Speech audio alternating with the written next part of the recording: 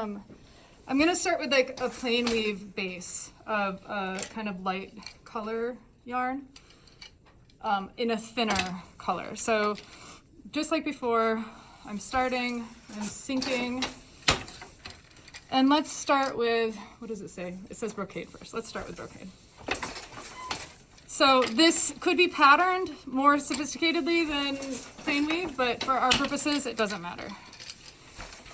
Okay, so next, I'm gonna take my butterfly. I'm pulling from that side. I'm coming up from the back somewhere, and I'm going down.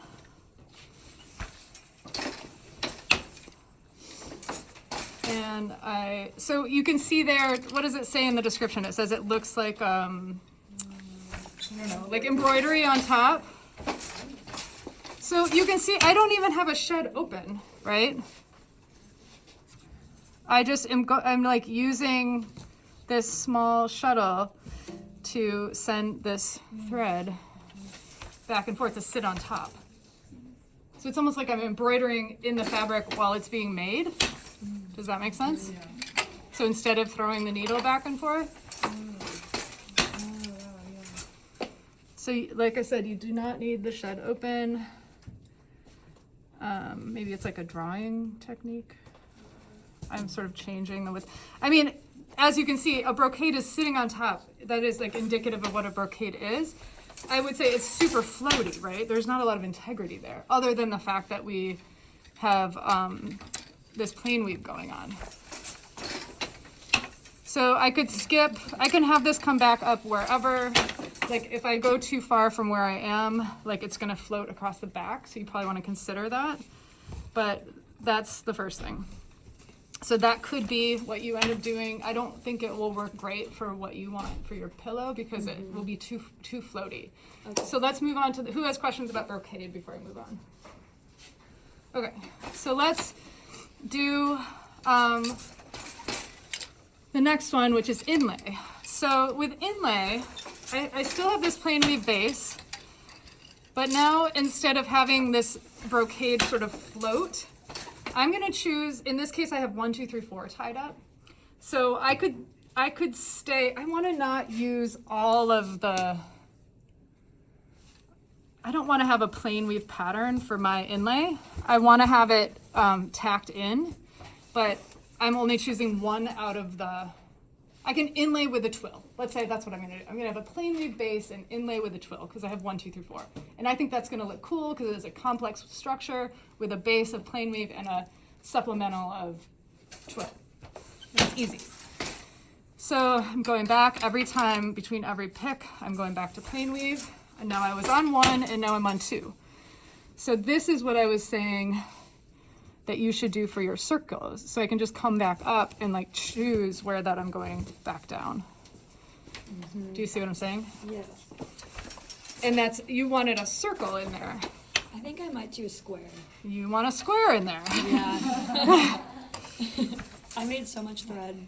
Okay, so now it's 3. So it's cool, right? Like there's a pattern happening and you're sort of like, it feels like magic. Like how is this thing on top of there?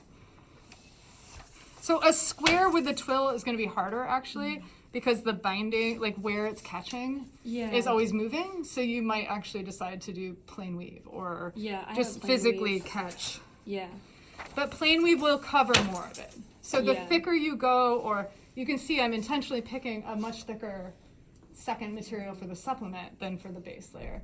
That said, if it were like a shiny silk or something, maybe it would look cool and just like magically, you know, look reflective on the top.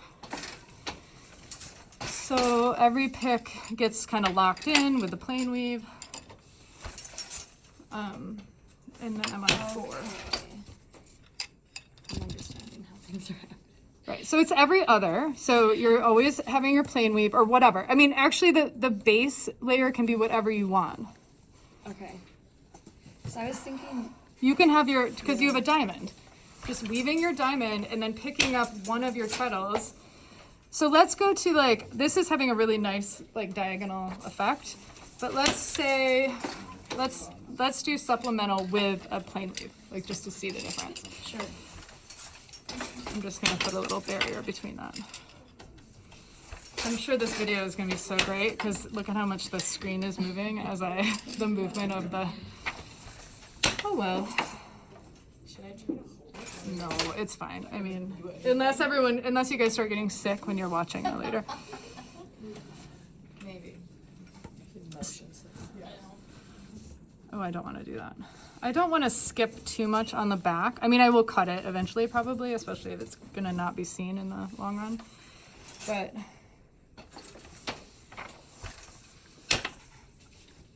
so the only problem with this supplemental of plain and plain, that's the other thing. I could invert it so the background is twill and then the foreground is plain. Is that then they're going in the same pick essentially, where the supplement is, which is fine. But let's just see how that looks.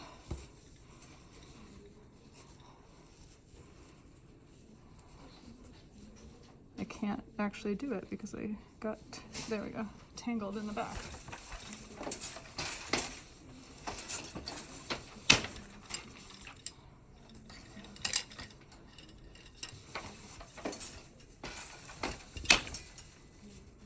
So do you see what I mean? Like more of it is being covered by the plain weave, obviously. But here's my final, I want to have one final interjection into this.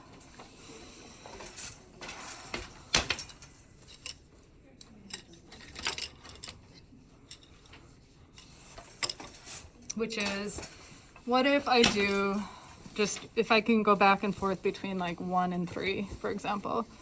So here's 1, and then I go back to my plain weave. And I'm going to try to make a square, to your point, just to try to get a nice sharp edge. And then I'm going to go to 3. Because right now I want maybe just 1 out of 4 covering the, because I want this to sit on top, you know, more. Yeah. So instead of doing all of them, and let's see how close I can get to a square.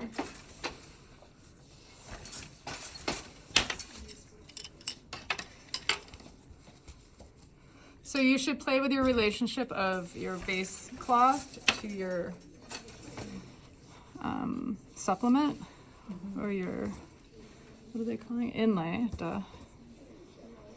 But then where you're tossing it to the back will depend, right, on how like square it ends up.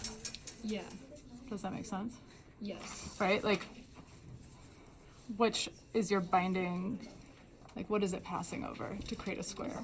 So if it's a circle, you should draw it on there with that indelible, that not indelible marker, the marker that